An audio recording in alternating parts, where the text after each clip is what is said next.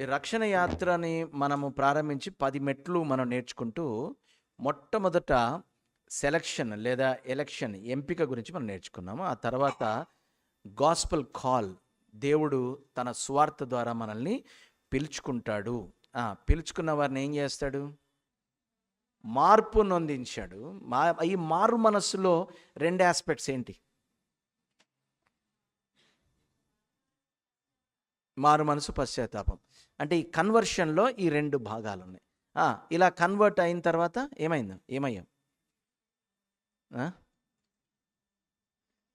Justify అయ్యాం, నీతిమంతులుగా తీర్చబడ్డాం. తర్వాత నీతిమంతులుగా తీర్చబడి అంటే నువ్వు మంచోడివిరా అని అలా వదిలేస్తే మళ్ళీ గాలికి తిరుగుతావు. కాబట్టి ఏం చేశాడు? నిన్ను అడాప్ట్ చేసుకున్నాడు, అంటే దగ్గర తీసేసుకున్నాడు. అంటే మనం కేవలము ఒక అబ్జెక్టివ్ థింగ్ మనకు జరగలా. ఇలాగా యు ఆర్ జస్టిఫైడ్ పో అని అనలా. పోస్ట్ ఆపరేటివ్ కేర్ కూడా జరుగుతుంది మనకి. ఏం చేశాడు? కుమారులనుగా స్వీకరించాడు. కుమారులనుగా స్వీకరించి ఇప్పుడు మనల్ని ఏమంటున్నాడు అనంటే, నువ్వు ఏదైతే అయి ఉన్నావో దానిగా నువ్వు బ్రతుకుతూ ఉండు. అంటే అర్థం ఏంటి అనంటే, నీవు ఏమైతే అయి ఉన్నావో ఆ విధానంలో బ్రతుకుతూ ఉంటే నువ్వు పవిత్రీకరించబడుతూ ఉంటావు, అంటే పరిశుద్ధపరచబడుతూ ఉంటావు. అంటే అర్థం ఏంటి అనంటే, దీంట్లో కూడా 2 ఆస్పెక్ట్స్ మాట్లాడుకున్నాం. ఏంటి? పరిశుద్ధపరచబడుటలో 2 ఆస్పెక్ట్స్. శాంక్టిఫికేషన్లో ఏంటి? పాపాన్ని విడిచిపెట్టడం, క్రీస్తు సారూప్యంలోనికి మారుతూ ఉండడం. అది మాని ఇది చేయడం. అంటే పరిశుద్ధపరచబడడం అంటే ఏంటి అనంటే, ఇట్స్ అ ప్రాక్టికల్ థింగ్. దీంట్లో జస్టిఫికేషన్ అనేటటువంటి దాంట్లో మన ప్రమేయం లేదు అసలు. ఎందుకంటే మనం ఏం చేయలేని స్థితిలో ఉన్నాం. కానీ ఇప్పుడు మనము మరలా బ్రతికింపబడ్డాం కదా, మనము తిరిగి జన్మించిన స్థానంలో మనం ఉన్నాం కదా, ఇప్పుడు మనం కూడా చేయగలం కదా. కాబట్టి కాన్షియస్గా మనం కూడా చేయాల్సింది ఉంది. మరి మనం కూడా చేయాల్సింది ఉంది అంటే ఓవర్ యాక్షన్ కాదు మనం చేయాల్సింది. ఏం చేయాలి?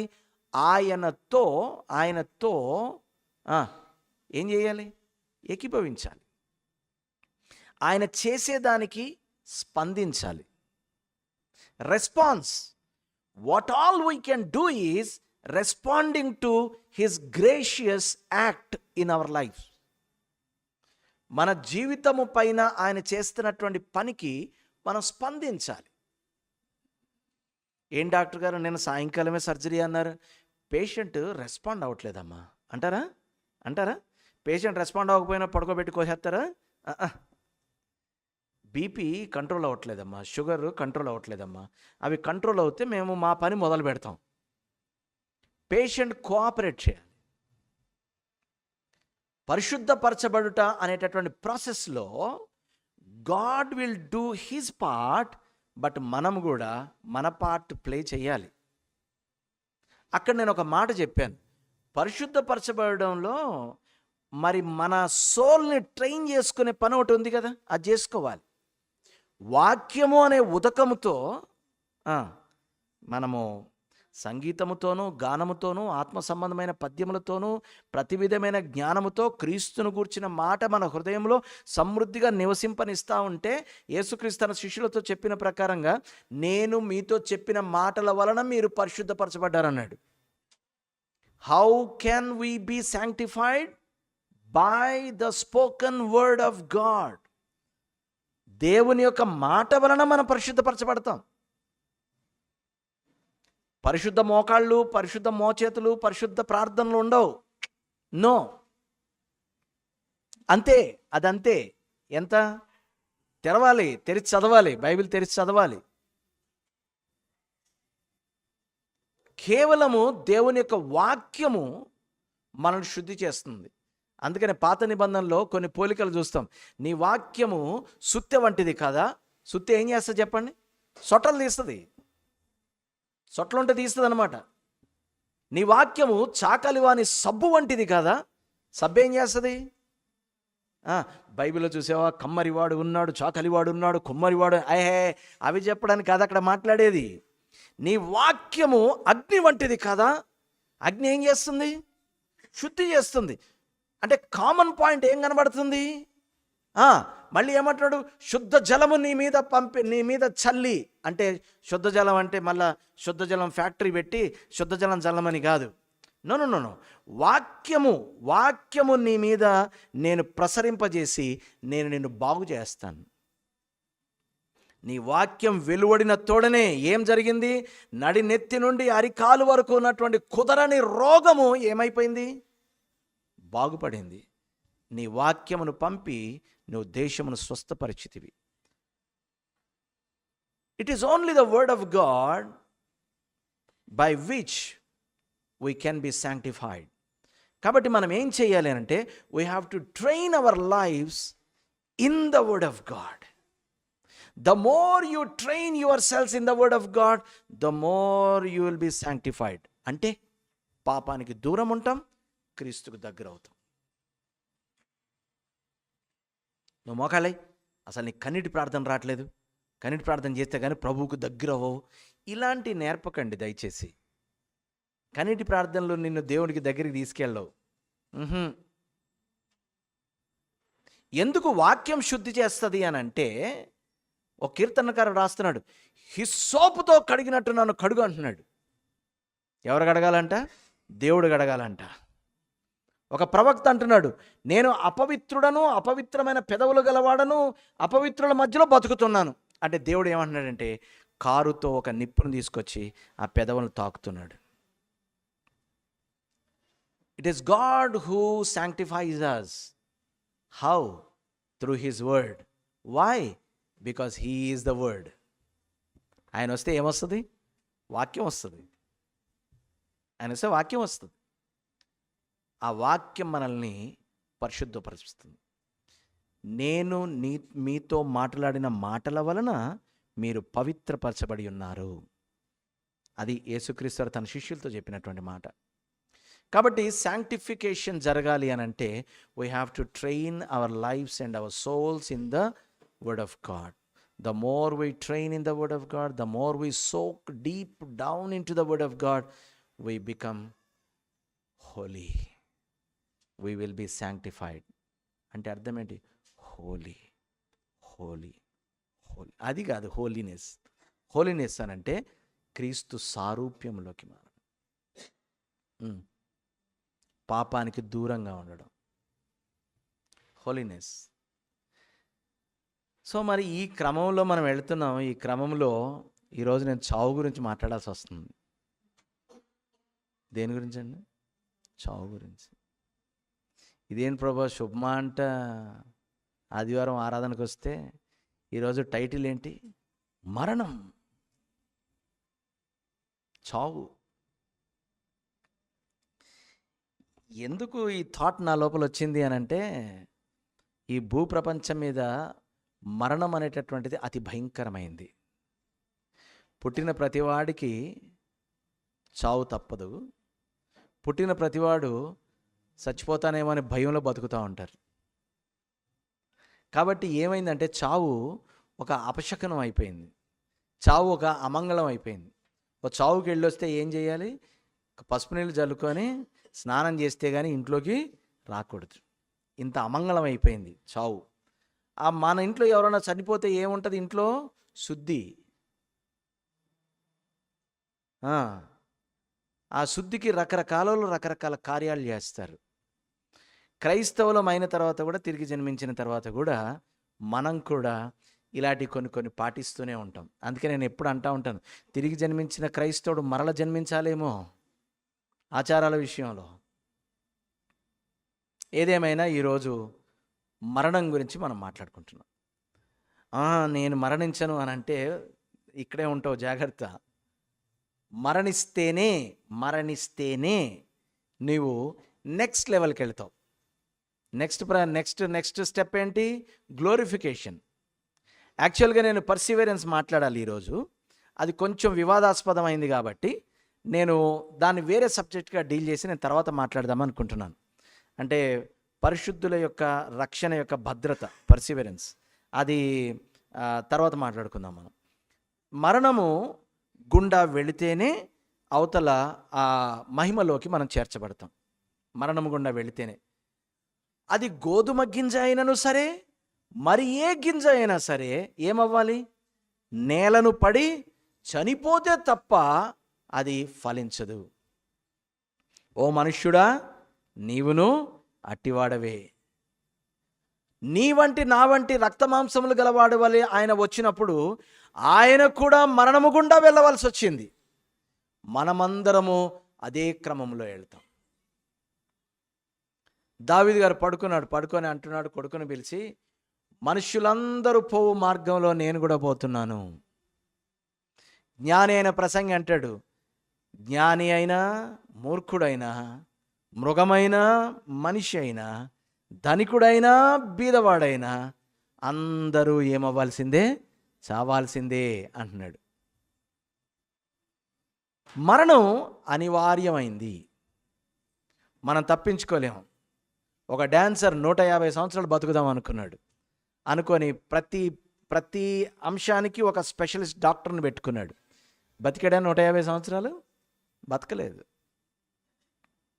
బతకలేదు. చాలా ప్రయత్నాలు చేశాడు, బతకల. మరణం అనివార్యం. The process of death is painful. No doubt in that. Process of death is painful. కాబట్టి తెలుగులో దీన్ని ఒక ముక్కలోనే చెప్పగలుగుతాం, ఇంత డీటెయిల్గా చెప్పలేం. ఏంటంటే మరణం తథ్యం, మరణం భయంకరం. చావా అంటే భయమే.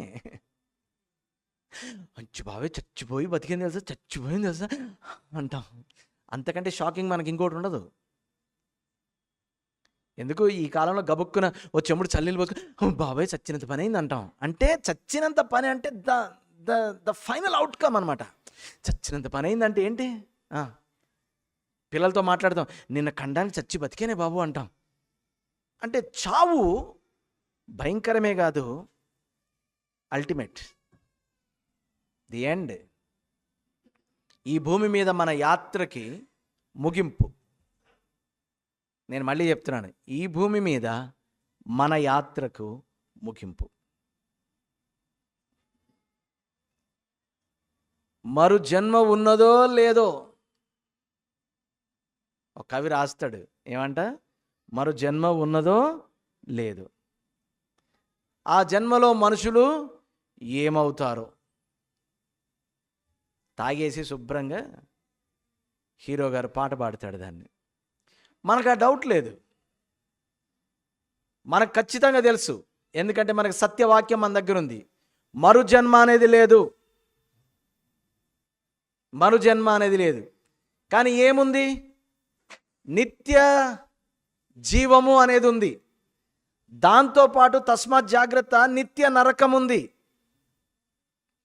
అంటే ఈ జన్మ బతుకుతూనే ఉంటుంది, మరు జన్మేం లేదు. ఈ జన్మ బతకడానికే. ఆ బ్రతుకుతూ మరణం అనేటటువంటి ఒక డోర్ గుండా వెళ్ళి నిత్య జీవంలోకిను నిత్య నరకంలోకి వెళ్ళిపోతాం, అంతే. The door called death will take you to your destination. Death is not your destination. Your death will decide. No, not decide. Your death will take you to your destination. కాబట్టి మరణం గుండా వెళ్ళాల్సిందే. ఈ బాధల కష్టాలను తట్టుకోలేక ఇప్పుడే దేవుడి దగ్గరికి వెళ్ళిపోవాలన్నా, చచ్చిపోవన్నాను అంతే. అంతమందికి వేరే మార్గం ఏం లేదు, తెలుసా? చచ్చిపోవడం తప్ప వేరే మార్గం ఏం లేదు. If you want to go, die, అంతే. అయితే సమస్య ఏంటంటే, if you die, that is a murder. Murderers will not go to God. మళ్ళీ ఇదో ప్రశ్న ఉంది, ఇదో సమస్య మళ్ళీ. నన్ను నేను చంపుకోండి, నిన్ను చంపడానికి నువ్వు జీవం ఇచ్చింది నువ్వా? ఎవరో ఇచ్చిన ప్రాణాన్ని నువ్వు తీసేస్తే అది దొంగతనం, హత్య. ఆయన పెట్టిన ప్రాణాన్ని నువ్వు తీసేస్తే మరి అది వయలేషన్ కదా. కాబట్టి అది కేసు అవుద్ది. మర్డర్ కేసు ఎందుకు అవుద్ది అనుకుంటున్నారు? నువ్వు ఇవ్వందాన్ని నువ్వు లాక్కోకూడదు, అది కేసు. నీది కాని దాన్ని నువ్వు వాడకూడదు, అది కేసు అనమాట. దొంగతనం కేసు ఎందుకైంది? నీది కాదు కదరా, అది నాది కాదండి, మరి ఎందుకు తీసుకున్నావు? ఊరికే ఉందని తీసేసుకున్నాను. అవదు, కుదరదు. నీది కాని దాని మీద నువ్వు చెలాయిస్తే అది కుదరదు. No. So death will take you to your destination. మరు జన్మ ఉన్నదో లేదో, ఈ మమతలు అప్పుడు ఏమవుతాయో ఏమవ్వో, ఎందుకంటే మరు జన్మ అనేది లేదు. నాకు ఖచ్చితంగా తెలుసు. నీకున్నంత డౌటు, అంత తీవ్రంగా తాగి మరి కుక్కను పెంచుకొని మరి ఆలోచించే అంత అవసరం నాకు లేదు. Because I have the Bible. My Bible says మనుషులు ఒక్క మారే ఎన్నిసార్లు చచ్చిపోతారంట? ఎన్నిసార్లు చచ్చిపోతారంట? It is very straight in the Bible. మనుషులు ఒక్క మారే చచ్చిపోతారు. ఆ చచ్చిపోయిన తర్వాత ఎటెళ్లలో ఆ చచ్చిపోయిన మనిషికి తెలిసిపోద్ది, వెళ్ళిపోతాడు అటు. మళ్ళీ వెనక్కి తిరిగి ఆగాగు నేను మళ్ళీ వస్తానే అనడానికి అవ్వదంట. అది అనమాట. అది నువ్వు పెళ్లి పీటల మీద పెళ్లి పీటలు కదలేండి, పెళ్లి వేదిక మీద నిలబడైనా నీకు ఛాన్స్ ఉంది. పాస్టర్ గారు అడుగుతారు, ఏమా ఇష్టమేనా అంటే, ఇంకా కానివ్వండి, మా నాన్నగారు ఇంకా బండికింత లెట్టేస్తానన్నారు అనక్కర్లేదు. నువ్వు అప్పుడు కూడా, అంకుల్ ఇష్టం లేదు అంకుల్, మా డాడీ చచ్చిపోతానని చేసుకున్నానంటే ఆపేస్తాం. కానీ చావు తర్వాత మాత్రం లాజర్ గారు అంటున్నాడు, ఒక ఛాన్స్ నాకు ఇవ్వండి, నేను వెళ్ళి మా వాళ్ళందరికీ స్వార్థ ప్రకటిస్తాను అంటున్నాడు. ఇప్పుడు ఛాన్స్ లేదు నాన్న, నువ్వు ఆల్రెడీ ఆ గల్ఫ్ దాటి వచ్చేసావు. ఆ అగాధం దాటి నువ్వు మళ్ళీ వెళ్ళాలంటే ఇప్పుడు అవ్వదు ఇంకా. ఎందుకంటే అగాధంలోకి వెళ్ళాలంటే నీకు శరీరం కావాలి. నీ శరీరం ఇంకా లేదు, పాతేశారు. మన్నుకు మన్ను, బూడిదకు బూడిద, ధూళికి ధూళి అయిపోయింది. ఇక నువ్వు ఇప్పుడు అక్కడ వెళ్ళినా నువ్వేం చేయలేవు. పద, ఇక్కడే ఉండాలి నువ్వు. మా వాళ్ళు, మీ వాళ్ళు మారాలనుకుంటే మారుతారులే, చెప్పేవాళ్ళు చాలామంది ఉన్నారు. Hey, once you die the story's over. ఈ విషయాలు మనం ఈరోజు చూస్తాం. 2 పాయింట్స్ మీద నేను ఫోకస్ చేస్తాను. క్రైస్తవ జీవితంలో మరణం యొక్క ఉద్దేశం ఏంటి, అండ్ రెండవది మరణించిన తర్వాత మన దేహం మన ఆత్మ ఏమవుతాయి. ఈ 2 పాయింట్స్ మీద మనం వెళదాం. దీంట్లో అసలు ఫస్ట్ ఆఫ్ ఆల్, అసలు క్రైస్తవులు ఎందుకు మరణిస్తారు? ఈ ప్రశ్న ఎందుకు వచ్చింది అని అంటే, చావు అనేది ఒక తీర్పు కదా, ఒక జడ్జిమెంట్ కదా, ఒక శిక్ష కదా. చావు అనేటటువంటిది అంటే డెత్ సెంటెన్స్, మరణ శాసనం అంటే చావు అనేటటువంటి ఒక తీర్పు కదా. ఈవెన్ దేవుని దృష్టిలో కూడా మరణం అనేటటువంటి ఒక తీర్పు కదా. మోరోవర్ కాబట్టి ఇప్పుడు క్రీస్తు యేసునందున్న వారికి ఏ శిక్షా విధి లేదన్నాడు కదా. మరి ఒకవేళ మరణం శిక్ష అయితే మరి ఆ శిక్ష గుండా నేనెందుకు వెళ్ళాలి? ఈ ప్రశ్న క్రైస్తవుల్లోకి వచ్చి ఈ దరిద్రాన్ని ఒక డాక్టరీన్గా చేసి, ఈవెన్ హైదరాబాద్లో కూడా ఈ బోధకులు ఉన్నారు. ఇమ్మార్టల్ అంట వీళ్ళు. ఏంటది? ఇమ్మార్టల్ అంటే వీళ్ళకి చావు లేదంట, చచ్చిపోరంట. ఉన్నారు. నాకు బాగా తెలిసిన వాళ్ళు ఇట్లాంటి గ్రూప్లో ఉన్నారు.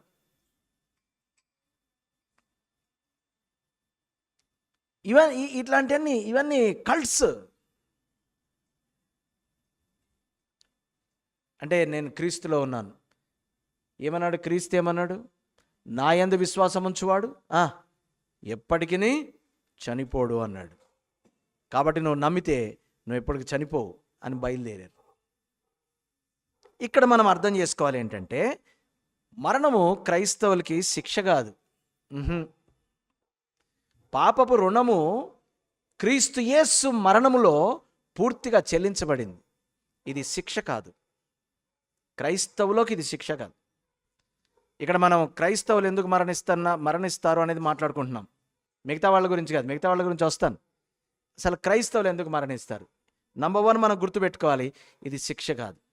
రెండవది ఏంటి అని అంటే, పతనమైన ఈ లోకంలో మనం జీవిస్తున్నాం. We are living in a fallen world. ఈ పతనమైన లోకంలో మనం జీవిస్తూ ద ఎండ్ పాయింట్ ఏంటి అని అంటే, ఆఖరి ఘట్టం ఏంటంటే మరణమే.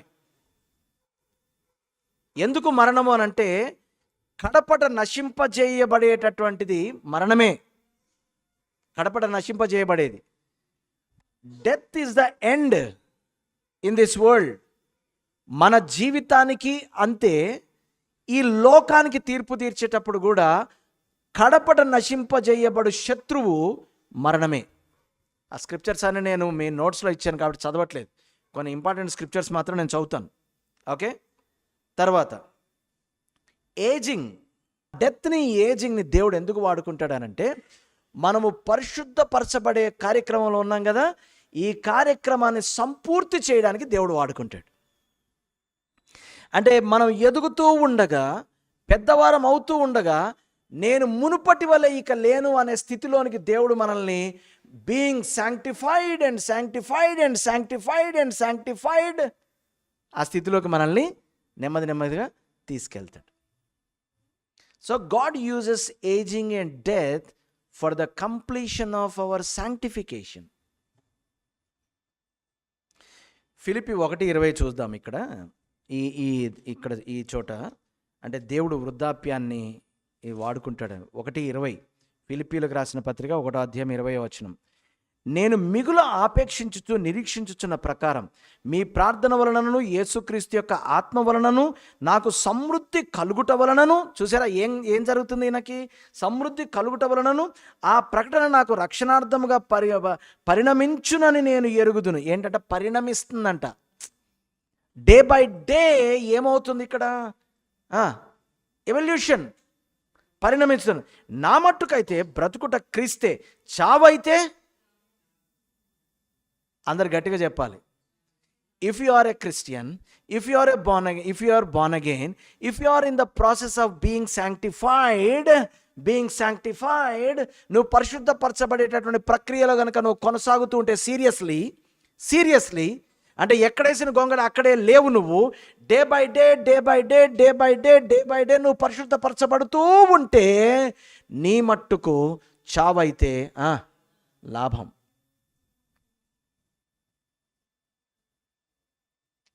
చావేంటో తెలుసా నానా? ప్రిపేర్ అవుతున్నావు కదా, ఎగ్జామ్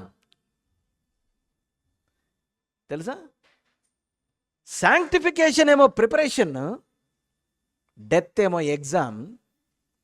ఎగ్జామ్ అవ్వగానే ఏమొస్తుంది? ప్రమోషన్ వస్తుంది. 7th ఎగ్జామ్ రాయగానే, నీట్ ఎగ్జామ్ రాయగానే MBBS. సో డెత్ ఎగ్జామ్ రాయగానే చెప్పాలి నెక్స్ట్ టాపిక్ ఏంటి? Glorification. Without death no glorification. యేసుక్రీస్తు కూడా ముందు వరుసలో ఏమయ్యాడు? ఆయన మరణించి మహిమపరచబడ్డాడు. మనం కూడా అదే వరుసలో ఏం మార్పు లేదు. ఏమన్నాడు? బ్రతుకుట క్రీస్తే, చావైతే లాభం. అయినను శరీరంతో నేను జీవించుటయే నాకున్న పనికి ఫలసాధన. క్రైస్తవులకున్న బ్యూటీ చూడండి, ఇక్కడున్నా బెస్టే, అక్కడున్నా బెస్టే. ఎందుకు? ఇక్కడ నాకు పని ఉంది, అక్కడికి వెళ్తే ఫలసాయం ఉంది. వావ్, ఎంత ఫ్రూట్ఫుల్ లైఫ్ చూడండి, ఎంత బ్యూటిఫుల్ లైఫ్ మంది. ఇక్కడ ఉన్నాను అనుకో, అబ్బా పని చేస్తాను, అక్కడికి వెళ్ళాను అనుకో ఫలాన్ని అనుభవిస్తాను. ఇక్కడ ఉన్నాను అనుకో క్రీస్తు కొరకుంటాను, అక్కడికి వెళ్ళిపోయాను అనుకో చెప్పాలి క్రీస్తుతో ఉంటాను. What a blessed life. ఇదిగో ఈ భూమి మీద ఈ శరీరంలో ఉన్నంత కాలం క్రీస్తు కొరకుంటానయ్యా, ఈ శరీరాన్ని వదిలిపెట్టగానే ఇక క్రీస్తుతో కూడా ఉంటాను నేను. బతికినా చచ్చినా మేలే అనగలిగే ప్రాణి భూమి మీద తిరిగి జన్మించిన క్రైస్తవుడు మాత్రమే.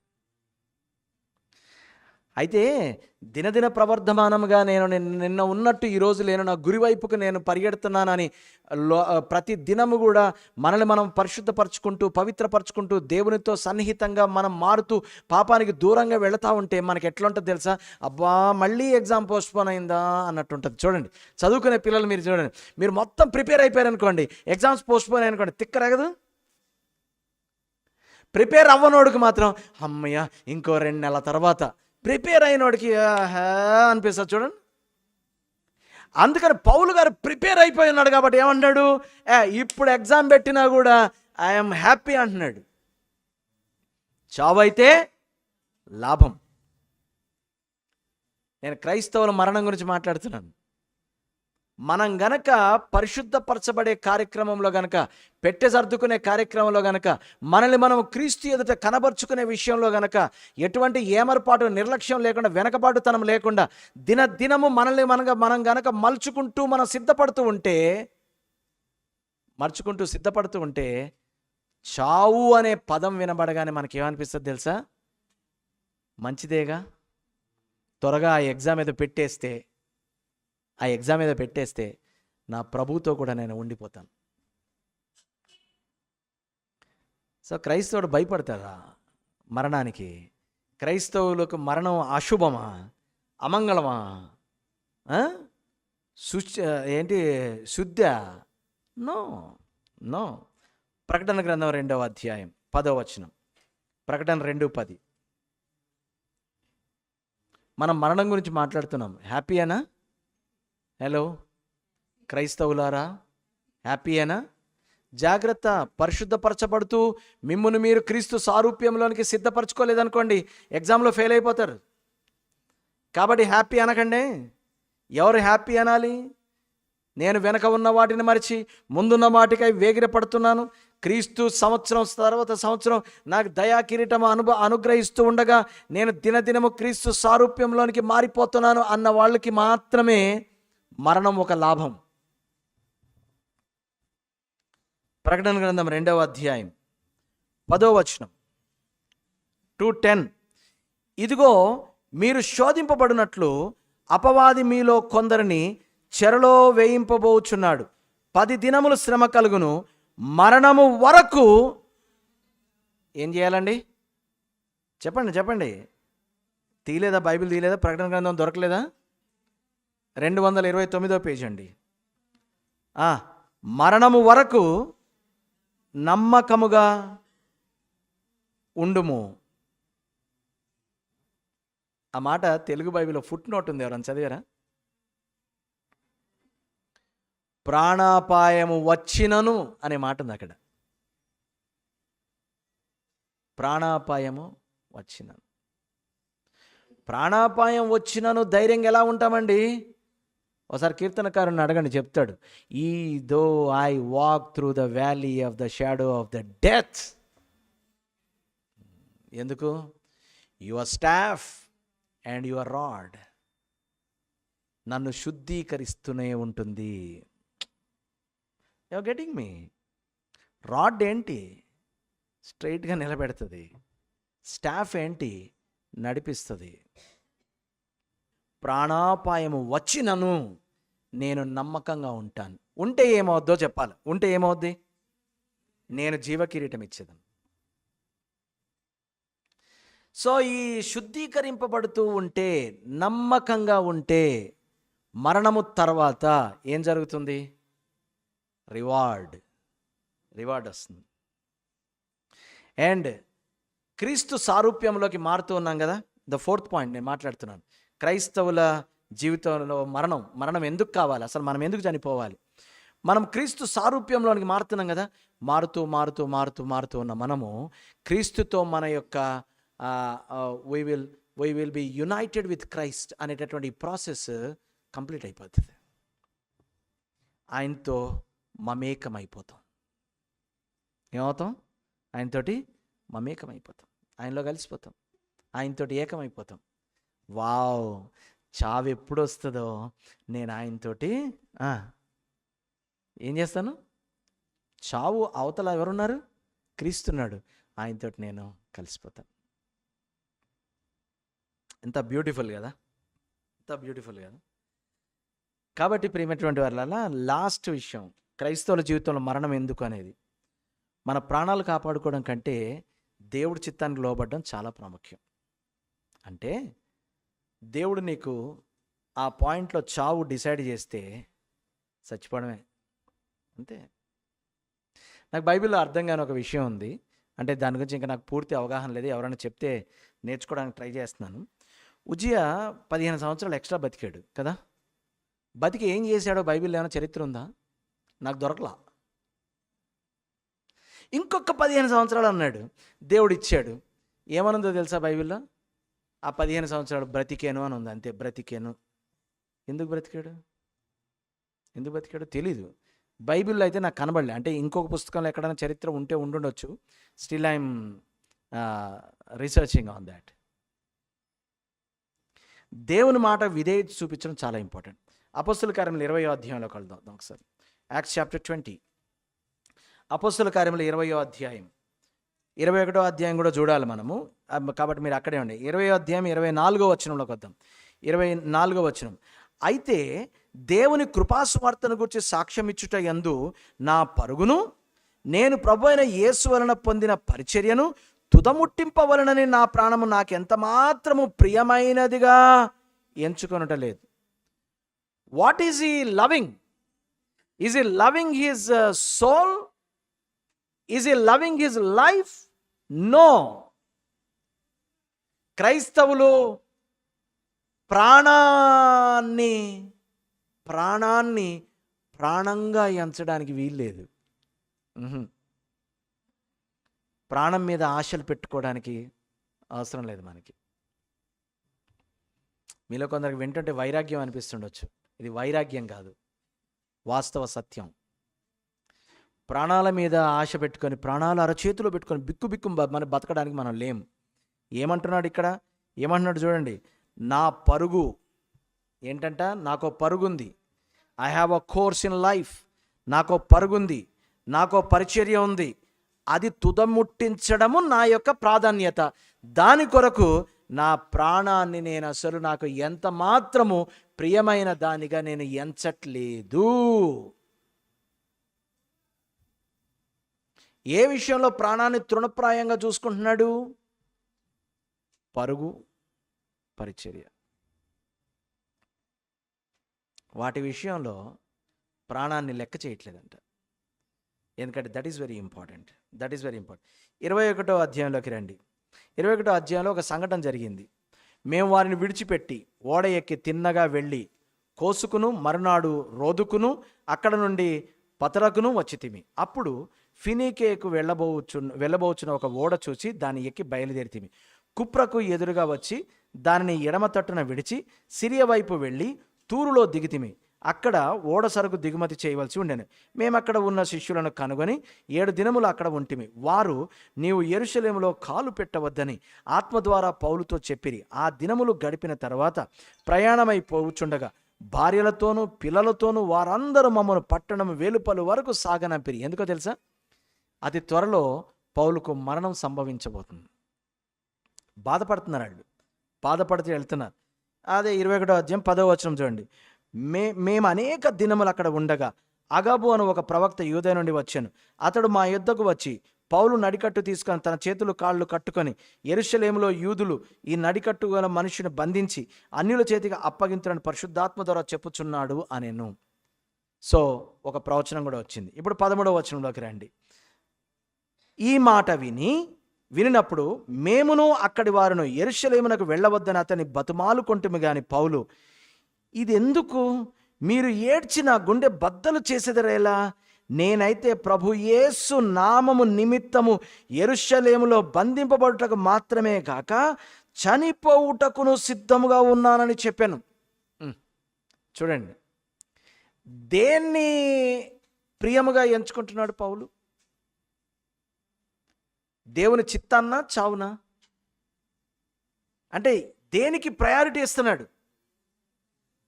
ఆ దేవుని చిత్తాన్ని నా లోపల జరగడానికి ఒకవేళ చనిపోయినా కూడా నేను రెడీ. కాబట్టి క్రైస్తవుడికి మరణం అశుభం కాదు. కాబట్టి ప్రాణాలు అరచేతిలో పెట్టుకొని ప్రాణం కాపాడుకోవడానికి పిలుపును, పరుగును, పరిచర్యను వదిలిపెట్టి పారిపోవాల్సిన అవసరం లేదు. ఏమన్నాడు? చనిపోవడానికి కూడా నేను సిద్ధంగా ఉన్నాను. సరే, మన మరణం గురించి చూసాం. అంటే క్రైస్తవులు మన మరణాన్ని, ఇతరుల మరణాన్ని ఎలా అర్థం చేసుకోవాలి? మన మరణం అంటే ఎలా స్పందించాలి? I'm speaking about the response. మన మరణానికి మనం ఎలా స్పందించాలంటే, మన మరణంలో భయం లేదు. కానీ మన మరణంలో ఏముందనంటే క్రీస్తును కలుసుకోబోతున్నాం అనేటటువంటి ఆనందం ఉంది. క్రీస్తును కలుసుకోబోతున్నాం అనే ఆనందం ఉంది. అంటే ఇక్కడ నేను ఇందాక చెప్పినట్టు the process of death is painful. The process of death is painful but not the prospect of the death. మరణము కలిగేటటువంటి ఆ విధానము మనకు కొంచెం బాధాకరంగా ఉండొచ్చు. ఎందుకంటే యాక్సిడెంట్ అయి చచ్చిపోవచ్చు, అనారోగ్యంతో చచ్చిపోవచ్చు, హాస్పిటల్లో అడ్మిట్ అయి చచ్చిపోవచ్చు, ఏదో అయి చచ్చిపోవచ్చు. చావు పెయిన్ఫుల్గానే ఉంటుంది.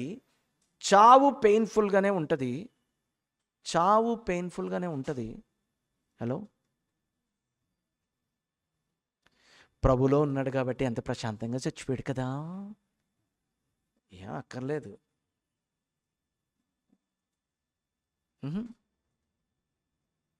పడుకున్న మనిషి పడుకున్నట్టే ప్రభుతో అలా వెళ్ళిపోయాడు. ఎంతైనా సేవకుడు అని ఇలాగ మీరు డిఫైన్ చేయకండి. బైబిల్ గ్రంథంలో ఏ సేవకుడు అంత ప్రశాంతంగా చచ్చిపోయాడు చెప్పండి? పేతురు చచ్చిపోయాడు అలాగా, పౌలు చచ్చిపోయాడు అలాగా, యాకోబు చచ్చిపోయాడు అలాగా, లూకా చచ్చిపోయాడు అలాగా, యోహాన్ చచ్చిపోయాడు అలాగా? చెప్పండి, వీళ్ళు ఎవరైనా ప్రశాంతంగా చచ్చిపోయారా? ప్రభువా, దేవా, బాబోయ్ అనుకుంటే చచ్చిపోయారు. మరి వాళ్ళందరూ పనికి మాలోళ్ళు. ఎంత ప్రశాంతంగా పడుకున్నట్టే చూసారా, ఇప్పుడు కూడా పడుకున్నట్టే ఉన్నాడు. అలా ప్రభు దగ్గరికి చేరుకున్నాడు. ఎంత గొప్ప దైవజనుడండి. కుక్క సావు చచ్చాడు. ఇలాంటి మన బైబిల్లో లేవు. ఎవరన్నా మీరు కుక్క సావు అనాలనుకుంటే భయంకరమైన కుక్క సావు చచ్చింది బైబిల్లో ఎవరో తెలుసా? గట్టిగా చెప్పండి, పర్లేదు, ఏం పర్లేదు. శిష్యులు కానీ కుక్కను కొట్టినట్టు కొట్టి ఈపు దున్నేసి మాంసం మొత్తం చేసేసి ఒక మ్రాను మీద వేసేసి ఉమ్మేసి గుచ్చేసి పొడిచేసి ఎన్ని పాపాలు చేశాడో, ఎంత ఘోరం, ఎంతమందిని హింసించాడో. దేవుడు ఇలాంటి సావు అనుగ్రహించాడు. అనిపించదు? ఎంత భయంకరమైన కుక్క సావు అది. ఏమా అంతేనా? కాదా? మహిమకరమైన చావా? కాదు. ద మోస్ట్ పెయిన్ అనే మాట చాలా చిన్నది. ద మోస్ట్ అగనైజింగ్ ఎక్స్క్రూషియేటివ్ పెయిన్ ద్వారా వెళ్ళి చచ్చిపోయాడు ఆయన. ఆ భారం అంతా మనం మొయ్యక్కర్లేదు. కానీ ఆబ్వియస్లీ మరణం పెయిన్ఫుల్లే. The process of death is painful but not the prospect of the death. The prospect of the death is joyful to the Christians. ఎందుకు అనంటే మనం భయపడాల్సిన అవసరం లేదు. డోర్ అలా తెరుచుకోగానే అవతల మన పెద్దన్నయ్య ఉంటాడు. ఎరా వచ్చావా? నేను ఇలాగే వచ్చాను ఒకరోజు అంటాడు. అనయ్య నువ్వు ఇక్కడ ఉన్నావేంటి? అమ్మయ్య నాకు కొండంత బలం వచ్చేసింది అంటాం అనమాట. తెలుసా? ఇవన్నీ తెలియక భూమి మీద ఉన్నోళ్ళు ఏమైపోడో నా కొడుకు, ఏమైపోడో మా ఆయన అని అంటూ ఉంటే మనకేం కనబడదు, మనకేం వినబడదు. వాళ్ళు మాత్రం వాళ్ళ రోదనలు చేస్తూ ఉంటారు, అరణ్య రోదన. కాబట్టి క్రైస్తవుల స్పందన ఎలా ఉండాలి అంటే మన మరణం భయంతో కాదు, మన ప్రభువైన యేసుక్రీస్తుని కలుసుకుంటున్నాము అనే ఆనందంతో కూడినదై ఉంటుంది. తోటి క్రైస్తవుల మరణం ఎలా ఉంటుంది అంటే, మన తోటి క్రైస్తవులు ఎవరైనా చనిపోయారు అనుకోండి, ఆనందంతో కలగలిసిన దుఃఖం ఉంటుంది. దుఃఖం ఉండదా? మాలాంటి పాస్టర్లు ఏం చేస్తారు తెలుసా? ఉరగండి, ఏడవకండి, బ్రదర్ ప్రభు దగ్గర పోయాడు, ఎడుతారండి, నర్మే ఆపే పాటెత్తా, బాలు పాటెత్తా. ఏం పాటెత్తాలంటే స్తుతి పాట ఎత్తాలి. దెబ్బకి అమ్మ పాట పాడుతుంటే కనబట్లేదా? ఆ మొహం మార్చు, అందరు నాట్యం ఆడండి. Non sense.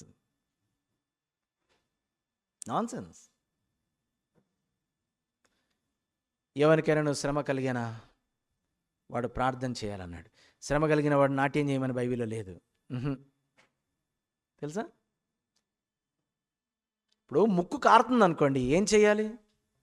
ప్రభు చూస్తున్నాడులే, వద్దు అని ఆపుతామా? ఆపుతారా? ఆదివారం అసలే చర్చిలో ఉన్నాం, అసలే ప్రభు చూస్తాడా అని ఆపుతామా? ముక్కు కారితే ఏం చేయాలండి? చేదాలంతే. This is as simple as that. ఏడుపు వస్తే ఏం చేయాలండి? వాళ్ళ అప్ప అని ఏడు చేయాలంతే. అంతేగాని ఎందుకు ఎట్లేదంటే క్రైస్తవులం కదా ఏడవకూడదని ఏడవకూడదని ఏడ్చేయి ఏడ్చేయి. ఏడ్చేస్తే తెలుసా, ఏడ్చేసిన తర్వాత నిజంగా మనకు దగ్గర వాళ్ళు వచ్చేసారు, మనం మొత్తం ఏడ్చేసిన తర్వాత మళ్ళీ డ్రామటైజ్గా ఏడుద్దామన్నా ఏడుపు రాదు. తెలుసా మీకు? చూడండి, ఎప్పుడైనా ట్రై చేయండి మీరు. అంటే మనం మొత్తం ఏడ్చేసిన తర్వాత ఒక కళాకారుడు వస్తాడు, వచ్చి ఎంతైనా మీ నాన్న మిమ్మల్ని ఎలా చూసుకున్నాడంటే అవును అంకుల్ అన్నా కూడా ఇది రాదు బయటికి. ఎందుకు? We have already poured out. ఇది ఫ్రీ అయిపోవాలి. ఎవరికైనా ఏడుపు వచ్చినా వాడు ఏం చేయాలి? ఏడవలేను. మగవాళ్ళు ఏడుపు వస్తే ఏం చేస్తారు తెలుసా? 2 చేతులు జేబుల్లో పెట్టుకొని 2 భుజాలు పైకెత్తి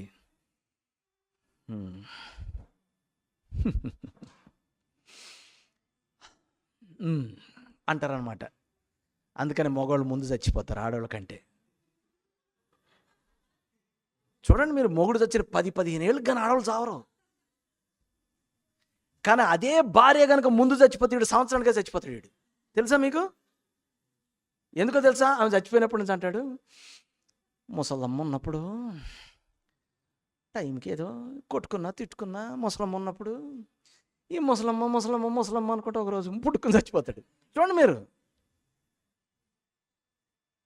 ఎందుకు? మీకు జ్వరం వచ్చిందనుకోండి, ఏకవస్త్రం వేసుకొని మీద పై వస్త్రం వేసేసుకొని వంట చేసేస్తూ ఉంటారు. మాకు కొంచెం నలతగా ఉంటే చాలు, శోభా వస్తున్నానండి.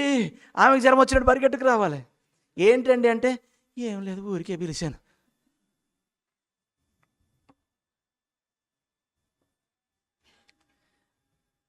ఎవరికైనా ఏడుపు వచ్చానా వాడు ఏం చేయాలి? మీ మొగతనాలు ఏడుపులో చూపించకండి, ఏడిసేయండి అంతే. ఏడిసేయండి, బోరుమని ఏడిచేయండి. మరీ పెళ్ళం ముందు ఏడవకూడదండి, తక్కువ అయిపోతాం. లోపల నీ ఆయుష్ తగ్గిపోద్ది, జాగ్రత్త. నిజంగా అప్పుడప్పుడు భార్యల్ని పట్టుకొని గబాలన వాళ్ళ కౌగిట్లో దూరిపోయి కన్నీరు కార్చి ఏడితే ఏమైందండి అంటే, ఏం లేదే ఏడవాలనిపించింది ఏడిచేస్తున్నాను, ఇంతకంటే మంచి వేదిక ఎక్కడ దొరుకుతుంది చెప్పని ఏడిచేయాలి. ఏడిచేస్తే ధైర్యంగా బయటికి వెళ్ళిపోవచ్చు. తెస్సలోనికల పత్రికలో ఏమంటున్నాడంటే, నిరీక్షణ లేని ఇతరుల వల్లే ఏడవకండి. ఏడవండి, మీ ఎమోషన్స్ని ఎక్స్ప్రెస్ చేయండి, కానీ ఎలా ఏడవకూడదు? నిరీక్షణ లేని ఇతరుల వల్లే ఏడవద్దు. ఎందుకు అలాగా? కీర్తనల గ్రంథంలో ఒక చక్కని మాట ఉంది, 116వ కీర్తన 15వ వచనం. ఆయన భక్తుల మరణము ఆయన దృష్టికి ఎంతో విలువైంది, కాబట్టి నిరీక్షణ లేని వారై ఏడవకండి. మీ ఎమోషన్స్ని ఎక్స్ప్రెస్ చేయండి, but don't speak hopeless words because you already know that. And మూడవది, క్రైస్తవేతరులు లేదా అవిశ్వాసుల మరణం ఎలా ఉంటుంది అని అంటే, రక్షణ యొక్క నిశ్చయత వలన కలిగే ఆనందం కానీ, రేపేం జరుగుద్దో అనేటటువంటి ఒక ఆనందకరమైన నిరీక్షణ కానీ లేకుండా ఉంటుంది. ఓకే, మన మరణం భయం ఏం లేదు, ఆనందం. తోటి క్రైస్తవుల మరణం ఆనందంతో కూడిన దుఃఖం. క్రైస్తవేతరుల మరణం నిరీక్షణ లేని మరణం. కాబట్టి మనలో, మన స్నేహితులు, బంధువుల మధ్యలో ఎవరైనా రక్షణ లేని క్రైస్తవేతరులు ఉంటే వారి మరణం చాలా భయంకరమైంది. కాబట్టి వారు మరణం వరకు వెళ్ళకముందే మరణం నుండి నాశనమునకు జోగు వారిని నీవు రక్షింపవా అనే సవాలు మనం తీసుకోవాలి.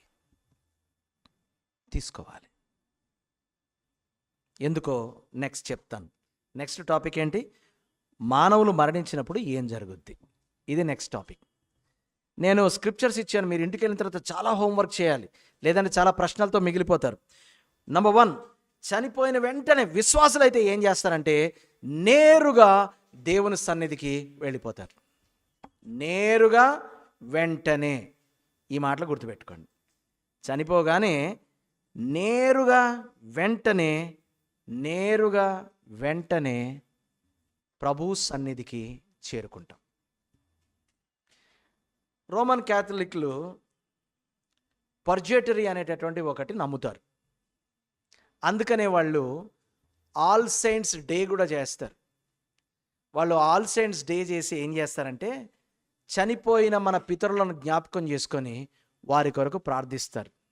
ఓ మదర్ మేరీ, మా వాడు బతికున్నప్పుడు బాగా తాగి తాగి చచ్చిపోయాడు, ఇప్పుడు అతని ఆత్మ గాల్లో తిరుగుతున్నది, అతనిని దయచేసి కాపాడి నీ కుమారునికి రికమెండేషన్ చేసి అంత్యదినమున నెమ్మదిగా పరలోకంలో చేర్చుకో అని రికమెండేషన్ చేస్తూ ఉంటారు. ఓకే, ఇది జరగదు, ఇది జరగదు. ఆత్మల శుద్ధి కొరకు ఒక వెయిటింగ్ పీరియడ్ అనమాట. ఇదంతా ఎక్కడి నుంచి వచ్చింది అంటే, మనిషి చనిపోయిన తర్వాత ఆత్మ ఒక 48 గంటలు ఇక్కడే తిరుగుద్దంట. ఈ 48 గంటల్లో ఆ దేహాన్ని గనక కాల్చకపోతే మళ్ళీ తీసుకొచ్చి ఆ సీసాలో పొయ్యొచ్చంట. ఇవన్నీ బైబిల్లో లేవు. ఇలాంటి వాటిలో నుంచి, అంటే Catholics, Roman Catholics religious pluralism నమ్ముతారు కాబట్టి ఇతర మత విశ్వాసాల్లో ఉన్నటువంటి వాళ్ళకి నచ్చినటువంటి కొన్ని ఇన్కల్కేట్ చేసుకున్నారు. కాబట్టి ఇలాంటిది ఏమీ ఉండదు. ఎందుకంటే ఈ సిద్ధాంతానికి ఆధారమైనటువంటి కొన్ని లేఖనాలు బైబిల్లో నుంచి కూడా వాళ్ళు తీసుకున్నారు. కానీ ఆ లేఖనాలు రాయబడినటువంటి ఉద్దేశం అది కాదు. మళ్ళీ ఇంకొకటి, ఎవరైనా చనిపోగానే ఓం శాంతి, ఆత్మశాంతి అనే పదాలు విన్నారా ఎప్పుడన్నా? సోల్ స్లీప్ అన్నమాట. సోల్ స్లీప్ అంటే నీ ఆత్మ సుఖముగా నిద్రించునుగాక. అంటే ఏంటి? ఒక టెంపరీ స్టేట్ అనమాట. కొంతకాలం నిద్రించిన తర్వాత, అంటే తాత్కాలిక మరణం అనేటటువంటి ఒక ఫిగరేటివ్ ఫీలింగ్ అనమాట. ఇది తాత్కాలిక మరణం. అంటే ఈ తాత్కాలిక మరణం అనేటటువంటిది కూడా బైబిల్ అనుసారమైనటువంటి బోధ కాదు. తాత్కాలిక మరణాలు లేవు. ఒకసారి చనిపోయావా అవుట్. అంటే కొంతకాలం పడుకొని మళ్ళీ లేస్తాడు. క్రైస్తవులకు మరణం నిద్ర లాంటిది కాదు. Waiting period. ఏంటి వెయిటింగ్? ప్రభుతో వెయిట్ చేస్తాం. ఎందుకంటే ప్రభుతో మరలా రావడానికి, అంతే. పాత నిబంధన భక్తులు కూడా చనిపోగానే దేవుని సన్నిధికి చేరుకున్నారా? ఎస్, చేరుకున్నారు, అంతే. ఇప్పుడు ఒక ప్రధానమైనటువంటి ప్రశ్న, మరణించిన వారి కోసం మనం ప్రార్థించొచ్చా? చెప్పండి. మరణించిన వారి కొరకు ఒకవేళ మనం ఇంకా ప్రార్థన చేయాలనుకుంటే, దేవుడు ఇదివరకే నిర్ణయించేసినటువంటి తీర్పుకు అతీతంగా, వ్యతిరేకంగా మనం ప్రార్థన చేసిన వారం అవుతాము. Already it is decided by God. Finish, అయిపోయింది. సో చనిపోయిన వెంటనే అవిశ్వాసుల ఆత్మ నిత్య శిక్షలోకి వెళ్ళిపోతుంది. చనిపోగానే శిక్ష స్టార్ట్ అయిపోతుంది. వీళ్ళందరూ కూడా మళ్ళీ అంతిమ తీర్పు కొరకు ఎదురు చూస్తారు. అలాగే మనము నిత్య జీవంలోకి వెళ్ళిపోతాము. ధవల సింహాసనంలో రివార్డులు పొందుకోవడం కొరకు మనం ఎదురు చూస్తూ ఉంటాం. We wait for the rewards, they wait for the final destruction. ఆ రివార్డ్స్ వచ్చినప్పుడు వీ విల్ బీ గ్లోరిఫైడ్. ఆ గ్లోరిఫికేషన్ కార్యం జరగాలి అని అంటే we have to go through death.